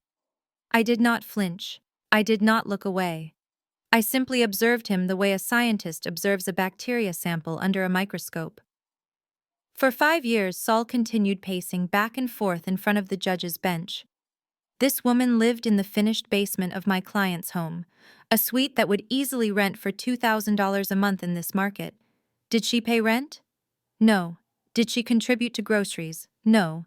Did she help with the utilities? No. He paused for dramatic effect. Deshaun nodded vigorously from the table. Instead, Saul said, lowering his voice to a conspiratorial whisper, "She leached off them. She used their electricity to run high-powered computer equipment. She ate their food, she accepted their charity. And when asked to finally contribute, she retaliated with a campaign of digital terror." Judge Miller looked over his glasses at me. I remained impassive. My face was a mask of professional indifference. I was wearing a black suit from the row, simple, severe, and impeccably tailored. It was the kind of armor you wear when you know you are untouchable. Saul walked back to his table and picked up a stack of papers. "Your Honor, the defense may argue that she had no money. They may argue that she was destitute. But we have proof that she was not only capable of paying, but she maliciously chose not to. Furthermore, we have proof that my clients bore the full financial burden of the household alone." He approached the bench. "I would like to submit into evidence Plaintiff Exhibit A. These are copies of the utility bills for the past 5 years. As you can see, they are all in the name of Calvin Wilson. They show consistent payments made from his personal checking account." The bailiff took the papers and handed a copy to Patricia. She slid them over to me. I looked at the documents. At first glance, they looked legitimate. They had the Georgia Power logo, they had the correct address, they had my father's name. But I work in data. I spend my life looking for anomalies in code, and these documents were full of them. I ran my finger over the date column. The font was slightly different than the rest of the bill. It was subtle, perhaps imperceptible to the naked eye of an overworked judge, but to me, it was screaming. The kerning between the numbers was uneven. The pixelation on the dollar amounts was jagged, suggesting they had been cut and pasted from a different source. I realized what Deshaun had done. He had taken an old bill from before I moved in, scanned it, and used a PDF editor to change the dates. He was trying to prove he paid the bills by forging documents that erased my name from the history. It was clumsy, it was desperate, and it was a felony. I looked over at Deshaun. He was smirking at me, thinking he had trapped me. He thought that because I had paid the bills digitally, there would be no paper trail. He forgot that digital footprints are eternal. Patricia leaned over to me. "Do you want to object?" she whispered. "These are clearly doctored." "No," I whispered back, not taking my eyes off the judge. "Let them dig the hole deeper." Saul continued his opening statement, oblivious to the fact that he had just submitted perjured evidence. "Your Honor, this is a case of unjust enrichment. The defendant lived in luxury while her parents scraped by. And now she sits there in a suit that probably costs more than my client's car, refusing to acknowledge her debt. We are asking for judgment in the amount of $120,000 for back rent, plus damages for the emotional distress caused to the family." He turned to look at me again. "Shame on you, Miss Wilson," he said. "Shame on you for treating your family like this." He sat down looking pleased with himself. Ashley let out a small, audible sob in the gallery. My mother patted her hand bravely. It was a performance worthy of an Academy Award. Judge Miller turned his attention to our table. He looked at me expecting the outbursts or the denials that usually accompanied family disputes. He expected drama. He expected tears. Instead, he saw a woman checking her watch. "Does the defense have an opening statement?" Judge Miller asked. Patricia looked at me. I nodded. I stood up. The chair scraped softly against the floor, the only sound in the room. I buttoned my jacket and walked to the center of the room. I did not bring any papers. I did not bring any notes. I did not need them. I stood in front of the judge's bench. I felt the eyes of my family boring into my back. They were waiting for me to beg. They were waiting for me to say I was sorry. They were waiting for me to claim poverty. "Your Honor," I said, my voice clear and steady, echoing slightly in the wood-paneled room. I listened very carefully to the plaintiff's statement. I reviewed the documents they submitted, and I must say it is a very compelling story. I turned slightly to look at Deshaun. His smile faltered.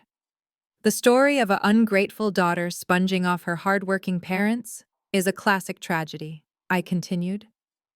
If it were true, I would agree that judgment should be rendered.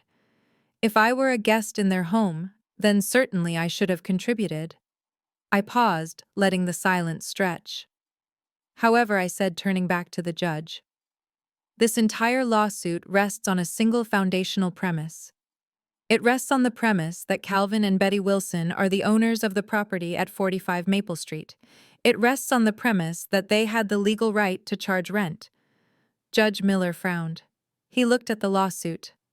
Well, presumably they are the owners, he said. They are the parents. It is the family home. I smiled. It was a small, cold smile. Presumption is dangerous in a court of law. Your Honor, I said. The plaintiff claims I owe them rent, but one can only owe rent to a landlord. One can only be evicted by an owner. I took a step closer to the bench. I have no defense against the claim that I lived there. I have no defense against the claim that I did not pay them rent. I did not pay them because you do not pay rent to your tenants. The room went deadly silent. Deshawn stood up halfway. Objection! Saul shouted, jumping to his feet. Relevancy. What is she talking about? I ignored him. I looked directly at my father, who was suddenly looking very pale. I have no opening statement, Your Honor, I said. I have no emotional plea. I have only one question for the plaintiff. I turned around and faced my family. I looked at the fake tears on Ashley's face. I looked at the greed in Deshawn's eyes. I looked at the fear starting to dawn on my mother's face. I looked at Calvin Wilson. Mr. Wilson, I said, my voice cutting through the air like a knife. Do you know whose name is on the deed of the house you are suing me for? Calvin opened his mouth, but no sound came out. Because I do, I said. And I have it right here. I signaled to Patricia. She opened the black binder. The trap was sprung, and they were standing right in the middle of it. The silence in the courtroom following my question was short-lived. It was broken by the booming laughter of my father, Calvin Wilson. He stood up from the plaintiff table, shaking his head as if he were dealing with a confused child rather than a legal adversary. He looked at the judge, and then at the gallery performing for his small audience of supporters. Is that a serious question? He asked, chuckling. Is this really your defense strategy, Jordan? You are going to question whether I own my own home. He turned to me, his face twisted in a mask of arrogant pity. Of course I am the owner, he declared loudly. I bought that house in 1990. I put the down payment on it with money I earned from my first business. I raised 3 children in that house. I mowed that lawn every Saturday for 30 years. My name is on the mailbox. My name is on the bills. He leaned forward, gripping the railing of the witness stand. I am the king of that castle, he said, and you were just a guest who overstayed her welcome. Deshawn nodded vigorously from his seat, whispering loud enough for the front row to hear. Tell her dad. Put her in her place. Saul the lawyer looked smug. He clearly thought I had made a fatal error by asking a question with such an obvious answer. He stood up, adjusting his cheap suit. Your Honor, I think the witness has answered the question, Saul said. The ownership of the property is a matter of public record. Mr. Wilson has lived there for 3 decades. This line of questioning is just a delay tactic to avoid paying what she owes. I remained standing. I did not look at my father. I looked at the judge. Your Honor, I said, my voice calm and leveled. The plaintiff counsel is absolutely correct. The ownership of the property is a matter of public record, and I would like to introduce that record into evidence right now. I nodded to Patricia. She tapped her tablet, and the large monitor mounted on the wall to the left of the judge bench flickered to life. The image that appeared was not a deed with Calvin Wilson name on it. It was a document with a bright red stamp across the top. The stamp read, Foreclosure. The laughter in the room died instantly. My father froze. His hand, which had been gesturing expansively, froze in midair. He stared at the screen, blinking rapidly, as if trying to make the words change. What is this? Saul asked, squinting at the screen. I walked out from behind the defense table and approached the screen. This, I said, pointing to the document. is a notice of default in election to sell, filed by the Bank of Georgia against Calvin and Betty Wilson, dated 6 years ago.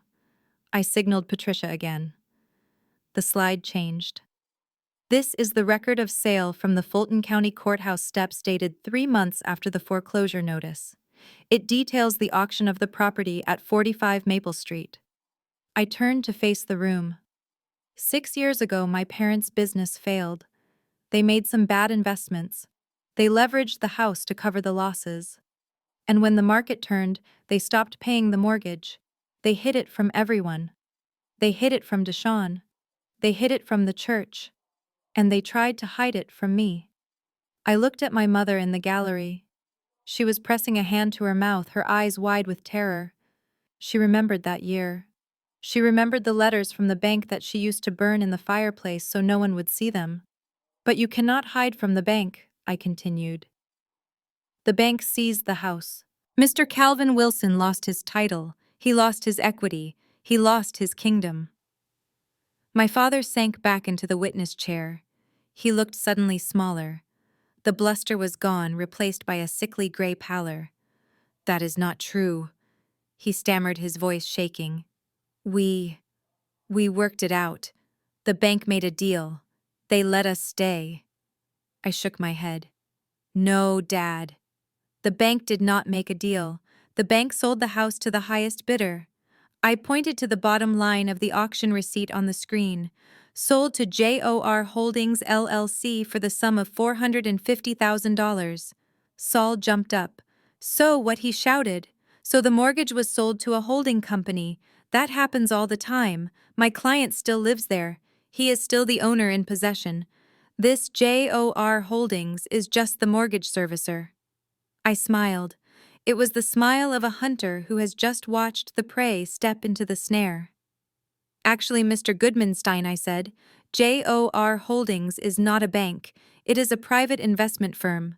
And when they bought the house, they did not reissue a mortgage. They issued a lease." Patricia swiped to the final document. It was a residential lease agreement. But it was unlike any lease most people had ever seen. The header read, "Occupancy Agreement for Charitable Assistance." I began to read from the screen.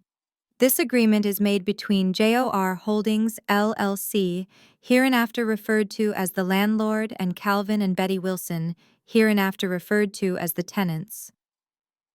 I paused to let the word tenant sink in. "The landlord agrees to lease the premises at 45 Maple Street to the tenants for an indefinite period. The monthly rent for this property shall be," I pointed to the figure on the screen, $0.00. The courtroom was so quiet you could hear the hum of the air conditioning vents. I walked over to the witness stand and looked my father in the eye. He was trembling now. He recognized the document. He remembered the day a courier had delivered it to the door, just days before the sheriff was scheduled to throw them out. He remembered signing it thinking it was a miracle from God, thinking some anonymous philanthropist or government program had saved him. He had signed it with tears of relief. He had signed it, and then he had sworn never to tell anyone that he had almost lost everything. He had continued to strut around town, acting like a successful businessman while living on the charity of a stranger. "Mr. Wilson," I asked softly, holding a printed copy of the document in front of him, "do you recognize the signature on the bottom line?" He looked at the paper. The ink was black and bold. It was his signature. I signed a lot of papers," he whispered, "to save the house." "You signed a lease, Dad," I said. "You signed a document acknowledging that you no longer owned the home. You signed a document accepting charity. You became a tenant at will." I turned to the judge. "Your Honor, the plaintiff is suing me for back rent on a property he does not own. He is suing me for staying in a house where he himself is a guest. He is demanding payment from me while he has been living there for free for 6 years courtesy of JOR Holdings." Judge Miller looked at the documents on his monitor. He looked at Saul, who was frantically rifling through his own messy files, realizing he had failed to do a basic title search before filing the lawsuit. "Mr. Goodmanstein," the judge said, his voice stern, Did you verify the title of the property before filing this complaint? Saul stammered. My client, my client assured me he had the deed. Judge Miller slammed his hand on the desk. You filed a suit for rent without proving ownership. This is a waste of the court time. But I was not done. The trap had one final mechanism. Deshawn stood up from the plaintiff table, his face red with confusion and anger. Who cares? He shouted, pointing at the screen. So, some company owns the house. Big deal. They let us live there. They are on our side. You are still just a squatter, Jordan. JOR Holdings is probably going to sue you too once we tell them you lived there. I looked at my brother. The ignorance was almost pitiful. I walked back to the defense table and picked up the eviction notice I had signed yesterday. Actually, Deshawn, I said, JOR Holdings is very aware of who lived there. I turned back to my father. Dad, you asked who JOR Holdings is. You thought it was a bank. You thought it was a government program. I took off my glasses. JOR stands for Jordan Owner Ruler. My father's eyes went wide. His mouth opened, but no sound came out. I bought the house, Dad, I said. I was the one who paid the $450,000 at the auction. I was the one who set the rent to zero. I was the one who paid the property taxes every year. I created the LLC to hide my identity because I knew your pride would not let you accept help from your daughter. I wanted you to keep your dignity. I threw the eviction notice onto the table in front of him. But you took my dignity and you tried to sell it for a lawsuit settlement, so now I am taking my house back. My father looked at me. The blood had drained completely from his face, leaving him looking like a gray ghost. He looked at the signature on the eviction notice. Jordan Wilson, CEO. It was not just shock. It was a complete psychological collapse. The narrative he had built his entire life around, that he was the provider, that he was the strong patriarch that I was, the weak failure had just been shattered by a single piece of paper. He had been living in my house. He had been eating food bought with my money. He had been sleeping under a roof I provided.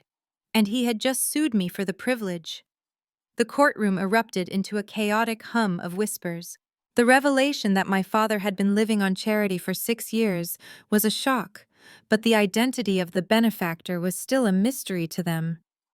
Deshawn jumped up from his seat, his face flushed with a mix of embarrassment and defiance. He waved his hand dismissively at the screen displaying the lease agreement. So what if a company owns it? Deshawn shouted over the noise of the gallery. Who cares about JOR Holdings? It is probably some tax shell company or a government housing initiative. The point is, they gave us a lease for $0. That means we have a right to be there. That means we have squatter rights or tenant rights. It does not matter if Dad signed it. The lease is valid. He turned to point a shaking finger at me. And you, Jordan, you are still just a guest. You do not represent JOR Holdings. You are just trying to confuse the judge with paperwork. If this company wants to evict us, let them send a representative. Let them come here and face us. You have no standing here. I looked at my brother. He was flailing, drowning in a sea of his own ignorance. He truly believed that a faceless corporation was going to swoop in and protect him from his sister. He thought JOR Holdings was his shield. He did not realize it was my sword. I walked slowly toward the witness stand where my father was still slumped, looking like a deflated balloon. I reached up and took off my thick-framed glasses, folding them deliberately and sliding them into my breast pocket. I wanted them to see my eyes. I wanted them to see the absolute clarity of my intent. You want a representative, Deshawn? I asked, my voice cutting through the noise. You want to meet the face of the company that saved you from homelessness. I turned to the judge. Your Honor, the plaintiff asks for standing. He claims I have no relationship to the property owner. I would like to direct the court attention to the Articles of Incorporation for JOR Holdings, LLC, filed in the state of Delaware 5 years ago. Patricia tapped her tablet. the screen changed again. There it was, the founding document, the black and white proof of my empire. I pointed to the name of the entity, JOR Holdings. I said, enunciating every letter. Do you know why I chose that name, Dad? It was not random. It was an acronym, a promise I made to myself the day I bought your debt. I looked directly at Deshawn. Jordan. Owner. Ruler. The silence that followed was heavy and suffocating. Deshawn's mouth fell open. My mother gasped, clutching her chest. I am the company Deshawn, I said, stepping closer to him. I am the board of directors. I am the sole shareholder. I am the landlord. I signaled Patricia, and the screen shifted to a series of bank statements. These were not the forged documents Deshawn had presented. These were certified records from a corporate business account. You called me a freeloader, I said, pointing at the screen. Let us look at the math. Here is the wire transfer for $450,000 to purchase the home at auction. Money I earned writing code while you were partying in college. I swiped my hand in the air and the page turned. Here are the property tax payments. $8,000 a year for 6 years, $48,000, paid by me. Another swipe, here is the insurance premium. The new roof I paid for 2 years ago when you said a storm damaged it, the water heater replacement, the landscaping fees. I turned back to my father, who was now trembling visibly. Total investment over 6 years is $450,000 in capital and over $200,000 in maintenance and taxes. I walked back to my table and leaned against it, crossing my arms. You sued me for $120,000 in back rent, I said quietly. You accused me of taking advantage of you. But the math says I have subsidized your lifestyle to the tune of nearly $750,000. I did not live in your basement. You lived in my investment property. And I let you stay for free because I loved you. I looked at my mother. I let you pretend you were still the lady of the house, Mom, because I knew how much appearances meant to you. I let you treat me like a tenant because I did not want to humiliate you by telling you the truth, that you were the guest. My mother began to weep soft, broken sobs that echoed in the quiet room. She looked at her husband, but Calvin could not meet her eyes. He was staring at the floor, crushed by the weight of his own hubris. But you broke the deal, I said, my voice hardening. The lease was for $0. The price was respect, and you could not even afford that. Deshawn sat down heavily in his chair. He looked at Saul. Do something, he whispered frantically. Say something. She is lying. Saul looked at the documents on the screen. He looked at the articles of incorporation with my signature on them. He looked at the bank statements that matched the dates perfectly. He was a sleazy lawyer, but he was not blind. He knew when a case was dead. He knew when a case was buried. I cannot do anything, Saul hissed back, slamming his folder shut. You sued your landlord for rent. You are an idiot. I looked at the judge. Your Honor, I submit that the plaintiff claim for back rent is legally impossible, as one cannot owe rent to oneself. And the claim for emotional distress is moot, as the plaintiff has been living on my charity for half a decade. I move for an immediate dismissal of all charges. I stood there in the center of the room, surrounded by the ruins of their lies. I did not feel triumph. I felt a cold, clean resolution. The secret was out. The burden was gone. I was no longer the daughter they looked down on. I was the power they had unknowingly bowed to every single day. Judge Miller removed his glasses and rubbed the bridge of his nose. He looked like a man who had seen everything but was still capable of being disgusted by human nature. He looked at the plaintiff table where Calvin was shrinking into his suit, and Deshawn was staring blankly at the wall. This court has seen many frivolous lawsuits, the judge said, his voice low and dangerous. But rarely have I seen such a display of ingratitude and deceit. He picked up the file containing Deshawn's complaint. He held it up as if it were contaminated. Mr. Goodmanstein, he said, addressing Saul, you brought a suit for rent without verifying ownership. You submitted altered utility bills, which is a matter I will be referring to the district attorney office for potential fraud charges. And your clients have wasted the court time attempting to extort money from the very person providing them shelter. Saul shrank back in his chair, mumbling an apology that nobody listened to. Judge Miller looked at me. "Ms. Wilson," he said, and there was a new note of respect in his voice. "The motion to dismiss is granted. The plaintiff claims are dismissed with prejudice, meaning they can never be refiled. Furthermore, I am ordering the plaintiff to pay all legal fees incurred by the defendant." Deshawn's head snapped up. "Legal fees," he stammered. "But we don't have any money." "That is not my concern," the judge said sharply. But I was not finished. Dismissal was defense. I was here for offense. Patricia stood up. "Your Honor," she said, handing a fresh document to the bailiff. "While we appreciate the dismissal, the defendant has a counter-motion to file." Judge Miller raised an eyebrow. "Proceed." Patricia walked to the podium. "My client JOR Holdings LLC is filing a countersuit for immediate eviction based on material breach of lease." Deshawn stood up. "You can't do that. We have rights. You have to give us 30 days' notice." Patricia ignored him and continued addressing the judge. "The lease agreement signed by Calvin Wilson clearly states in Clause 14 that any malicious damage to the property or any action that defames the landlord serves as grounds for immediate termination." She pointed to the screen where a new video was loading.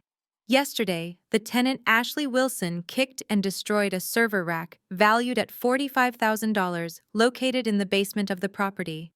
This is a felony-level destruction of property. Furthermore, the tenants Deshawn and Ashley Wilson broadcast a live stream this morning from the courthouse steps, publicly slandering the property owner, calling her a thief and an abuser." The judge watched the clip of Ashley kicking the server. He watched the clip of Deshawn screaming lies into his phone. "This constitutes a hostile environment and a direct violation of the occupancy agreement," Patricia concluded. "We are not asking for 30 days. We are asking for an emergency writ of possession effective immediately." Deshawn looked at the judge, panic rising in his chest. "Your Honor, please," he begged. "My wife is pregnant. We have nowhere to go. You cannot kick us out on the street. We have rights. We are family." Judge Miller looked at Deshawn with eyes as cold as stone. "You ceased to be family when you filed this lawsuit, Mr. Wilson," the judge said. "You chose to handle this as a business transaction. You sued for your rights as a landlord. Now you will face the consequences of being a tenant." The judge looked at the evidence.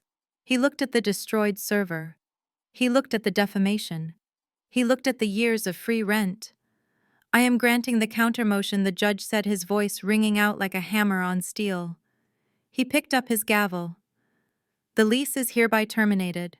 The tenants Calvin Betty Deshawn and Ashley Wilson are ordered to vacate the premises at 45 Maple Street." He looked at the clock on the wall. "It is now 11 a.m. You have 24 hours to remove your personal belongings. At 11 a.m. tomorrow, the sheriff will arrive to enforce the writ of possession and change the locks." 24 hours, Deshawn screamed. "That is impossible. We have furniture. We have a life. You have 24 hours, the judge repeated. "And if there is any further damage to the property, Ms. Wilson has my permission to pursue criminal charges." The gavel came down with a sound that signaled the end of the world for the Wilson family. Bang! Court is adjourned. I gathered my files. I did not look at my mother, who was wailing into her hands. I did not look at my father, who was staring at the table as if he wished the floor would swallow him. I walked toward the exit. Deshawn lunged toward the aisle, reaching for my arm. "Jordan, wait!"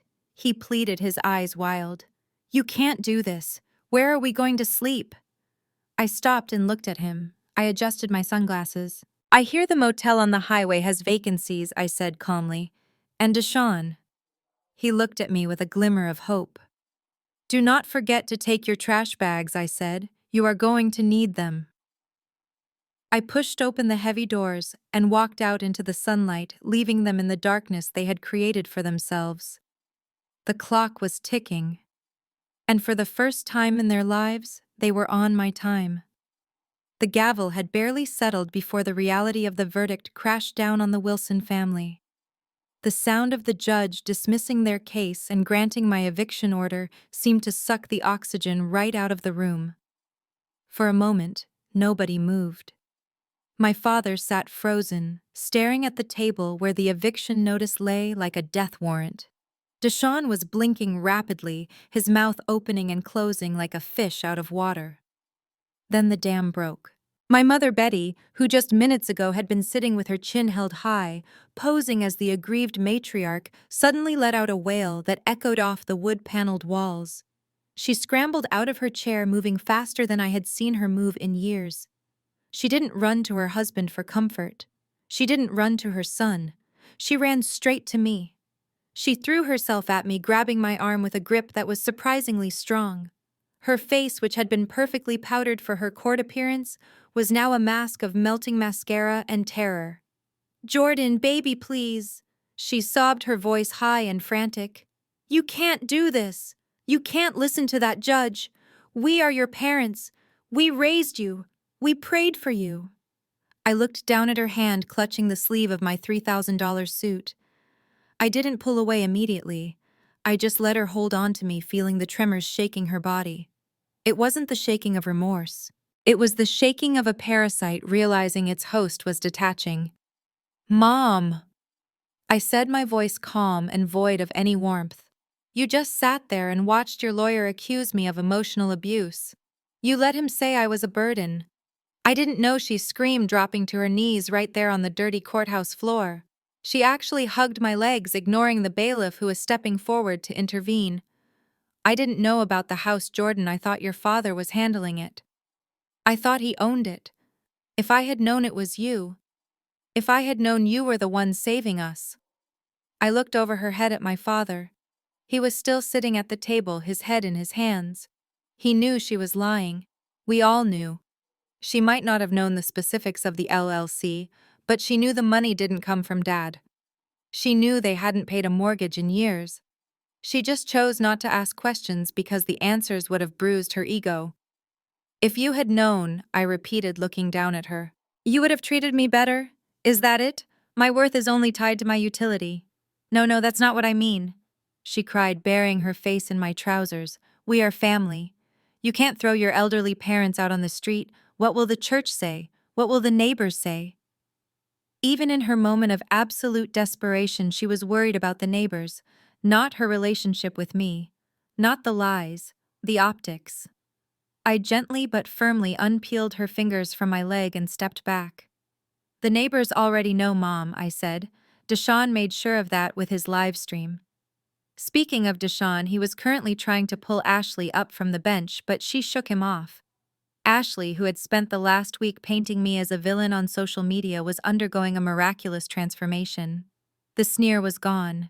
The arrogance was vanished. In its place was a wide, terrified smile that looked painful to maintain. She waddled over to me, pushing past my mother. She clasped her hands together in a pleading gesture, the large wooden cross swinging against her chest. "Jordan, sis," she said, her voice dripping with a sickly sweet tone I hadn't heard since she wanted me to fix her laptop 5 years ago. "Look, things got heated. We all said things we didn't mean. You know how social media is. It's all just a game, right? I was just trying to build my brand. I didn't mean any of it." She reached out as if to touch my shoulder, but I leveled a stare at her that froze her hand in midair. "You kicked my server, Ashley," I said. "You destroyed my property. You accused me of drug addiction to thousands of people." "I was hormonal," she pleaded, patting her stomach. "You know how pregnancy is. I'm carrying your nephew Jordan, your own flesh and blood. You wouldn't let your nephew sleep in a motel, would you? Think about the baby. Stress is so bad for the baby." I looked at her stomach. The baby that was conveniently used as a shield whenever she needed to attack someone. "There is no baby, Ashley," I said. Her eyes went wide. "What? Of course there is. How dare you?" I pulled out my phone. I didn't open Instagram. I opened the security logs from the house server backed up to the cloud before the crash. I have audio recordings from the living room, Ashley, I said, scrolling through the files. From 2 weeks ago, when you were talking to your friend on the phone. Do you want me to play the part where you said, and I quote, "I'm just bloating myself with soda so Deshaun thinks I'm pregnant, otherwise he might make me get a job"? Ashley's face went from pale to a deep blotchy red. She looked back at Deshaun, who was staring at her with a look of dawning horror. Deshaun stepped forward, his voice cracking. You're not pregnant?" Ashley stammered, caught in the web of her own lies. I might be. I just haven't taken a test yet. I feel pregnant." I turned my back on them. The dysfunction was suffocating. I didn't want to be the audience for their implosion anymore. I wanted to be the architect of their exit. I unlocked my phone again and brought up Facebook. I found the post Deshaun had made yesterday, the one with the photo of me dragging the trash bag, the one with the caption, "Finally, the freeloader is gone." I held the screen up so they could all see it. "Deshaun," I said, "you wrote this. You were so proud of it. You wanted the world to know that the freeloader had left the building." Deshaun looked at the phone, then at me. Tears were streaming down his face now. Real tears. Tears of a man who realized he had thrown away a winning lottery ticket because he didn't like the way it looked. "Jordan, please," he whispered. "I'm sorry. I'll delete it. I'll delete everything. I'll get a job. I'll pay you back. Just don't take the house. It's all we have." I looked at the post one last time. "You were right, Deshaun," I said. "You said the freeloader is gone, and you were absolutely correct. I am gone." I tapped the screen, taking a screenshot of his post to save for posterity. And now I continued, my voice echoing with finality. "The landlord is leaving too, and she is taking the keys with her." I signaled to Patricia. She handed me a thick envelope. "Here is a list of moving companies that specialize in rapid evacuations," I said, dropping the envelope on the bench next to my sobbing mother. "And here is a voucher for 3 nights at the Motel 6 on the interstate. It's not the Four Seasons, but it has electricity, which is more than you will have at the house in 24 hours. I turned and walked toward the heavy oak doors of the courtroom. Behind me, the sounds of my family disintegrating filled the air. My father was shouting at my mother. Deshaun was screaming at Ashley about the fake pregnancy. My mother was wailing about her reputation. I pushed the doors open and stepped out into the hallway. The air was cool and quiet. I took a deep breath. It was the first breath I had taken in 5 years that didn't feel heavy with obligation. I walked to the elevator, pressed the button, and didn't look back. Not even once. The chapter was closed. The book was burned, and I was finally holding the pen. The sheriff deputy arrived at exactly 11 in the morning, just as the judge had promised. He did not come alone. He brought a crew of movers who specialized in rapid evictions. They carried heavy-duty black trash bags, the exact same kind my father had used to pack my life away just days before. The poetic justice of the moment was not lost on me as I sat in my car across the street watching the final act of this tragedy unfold. Deshaun was the first to emerge. He was not wearing his suit today. He was wearing sweatpants and a stained t-shirt, struggling to carry his precious curved screen television. He looked frantic, his eyes darting back and forth as he realized the audience he had summoned was still there. The neighbors who had previously commented on his live stream supporting him were now standing on their lawns holding their phones up. But this time, they were not filming to support him. They were filming to mock him.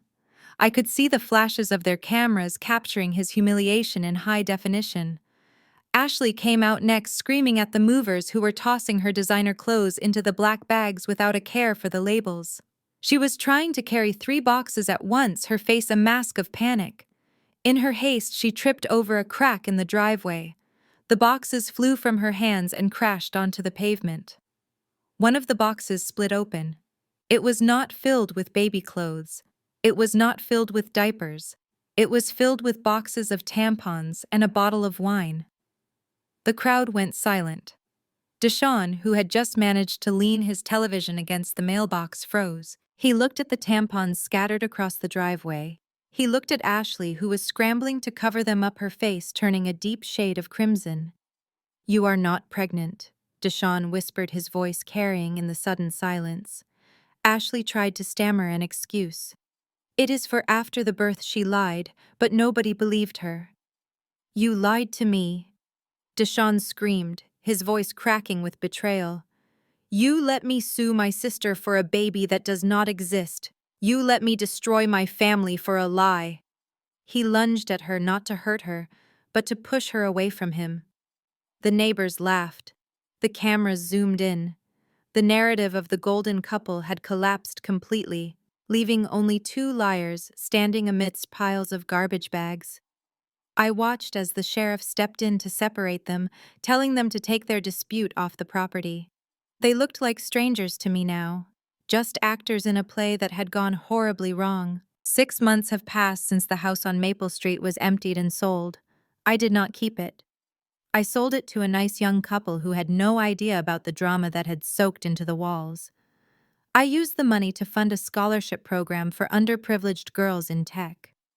I heard about my family recently from an old neighbor, Mrs. Higgins, who I ran into at the grocery store. She told me the news with a mixture of pity and satisfaction. My parents, Calvin and Betty, are currently living in a state-funded assisted living facility 2 towns over. It is not the luxury retirement community they had always bragged about. Mrs. Higgins said the walls are thin, the food is cold, and the staff does not care about their past glory. My mother apparently tells anyone who will listen that she is a victim of a corporate takeover, refusing to admit that the corporation was her own daughter. My father mostly sits by the window staring at nothing, having lost the only thing that gave him purpose, his pride. Ashley did not last long after the eviction. Deshaun divorced her 2 weeks later when the truth about the fake pregnancy went viral on TikTok. She was exposed by the very mommy bloggers she tried to manipulate. She lost her followers, her sponsors, and her dignity. The last anyone heard, she was working the front desk at a budget gym, trying to sell memberships to people who recognized her as the woman who faked a baby for clout. And Deshaun, my brother, who thought he was a financial genius. He is currently awaiting trial in the county jail. Desperate for money and unable to find a job that met his ego standards, he tried to open a new credit card using my social security number. He thought he knew my old passwords. He did not know that I had set up AI-driven fraud alerts on my identity. The moment he hit submit, the police were notified. He was arrested at the public library computer terminal. Mrs. Higgins asked me if I felt sad for them. I thought about it for a moment. I thought about the cold basement. I thought about the heat. I thought about the lies. "No," I told her. "I do not feel sad. I feel free." I walked out of the store and into the sunshine. My phone buzzed with a notification from my server. System normal. All systems go. And for the first time in my life, I knew exactly where I was going. Forward, alone, and happy. The giant ceremonial scissors sliced through the heavy red satin ribbon with a satisfying crunch that echoed through the atrium. A roar of applause erupted from the crowd. Hundreds of people were standing in the lobby of the newly constructed Jordan Wilson Innovation Center. There were city officials in suits. There were tech investors in blazers. But most importantly, there were 50 young girls from the inner city wearing t-shirts that read "Future CEO." They were looking at me with eyes wide with wonder and possibility. I stood on the podium, holding the halves of the severed ribbon, and smiled. It was not the cold, calculated smile I had worn in the courtroom 6 months ago. It was a genuine smile, a smile that reached my eyes, a smile that felt light because it was not weighed down by secrets or shame. "Thank you," I said into the microphone, my voice amplified across the glass and steel space. This building is not just about learning to code. It is about learning your worth. It is about understanding that your value is not determined by where you live, or who your parents are, or what anyone says about you on the internet. Your value is what you build. Your value is what you own. More applause. I looked out at the sea of faces, and for a split second I looked for them. It was a reflex, a phantom limb of an old habit. I looked for my mother trying to steal the spotlight. I looked for Deshawn, trying to network with people who did not want to talk to him. I looked for my father, trying to take credit for my success. But they were not there. The space was clean, the energy was pure. I handed the scissors to the mayor and stepped down from the stage. The press cameras flashed blinding white lights, but this time I did not need sunglasses to hide. I walked through the crowd, shaking hands, accepting congratulations. Ms. Wilson, a reporter from the Times, called out, "Is it true that this center is fully funded by your private estate?" "It is," I answered without breaking stride. "Every brick, every server, every scholarship." It was the money that had once sat in the bank account of JOR Holdings, waiting to pay for a roof repair or a medical emergency for a family that despised me. Now that money was buying laptops for girls who had nothing but potential. It was the best investment I had ever made. I made my way to the private elevator at the back of the atrium. My new executive assistant, a sharp young man named Leo, was waiting for me with a tablet and a bottle of water. "Great speech, Jordan," he said as the doors closed, shutting out the noise of the party. "You have a 10-minute break before the board of directors meeting upstairs. The investors want to discuss the international expansion." I took a sip of water. The cool liquid soothed my throat. "I will be ready," I said. I pulled my phone out of my pocket. I usually kept it on Do Not Disturb during events, but I saw a notification badge on my personal email app.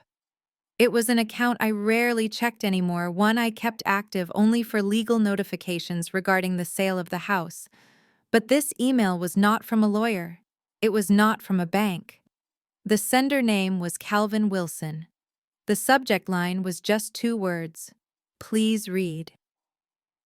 I stood there in the quiet elevator watching the floor numbers climb. 1, 2, 3. I debated deleting it unread. I debated letting it dissolve into the digital void. But curiosity is a human flaw, and I am still human. I tapped the screen. The email was short. It was written in all capital letters, as if my father still did not understand how to turn off the caps lock key on the library computer he was likely using. "Dear Jordan," it read, "I saw you on the news today. You look good. Your mother misses you. She cries every day. We are living in a facility now. It is not good here. The food is bad, and they treat us like children. I know we had our differences, but we are still blood. I have a favor to ask. Not for me, but for your mother. She needs medication for her blood pressure, and Medicare does not cover the good kind. It is only $200.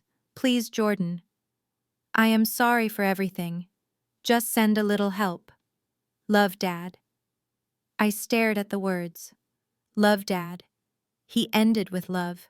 The same man who had sat in a courtroom and laughed when asked if I owned the house. The same man who had watched his son throw money at my feet. $200. It was an insignificant amount to me now. I had spent more than that on the flower arrangement in the lobby. I could transfer it in 3 seconds. I could solve his problem. I could ease his pain. The old Jordan, the girl in the basement, would have done it. She would have sent the money thinking it would buy his love. She would have thought that maybe this time he would appreciate it. But the woman standing in the elevator was not that girl. I looked at the request for what it truly was. It was not an apology. It was a transaction. He did not say he was proud of me. He did not ask how I was. He started with a compliment manipulated with guilt about my mother and ended with a demand for cash. It was the same cycle, the same toxicity, just in a smaller font size. If I sent $200 today, next week it would be $500 for rent. Next month it would be a car. They would never learn to stand on their own feet as long as I continued to be their crutch. And more importantly, I realized that sending that money would be an act of disrespect to myself. It would be an admission that their abuse had a price tag, and that I was willing to pay it. The elevator dinged softly as we reached the penthouse floor. The doors slid open, revealing a boardroom full of people waiting for my leadership. People who respected me.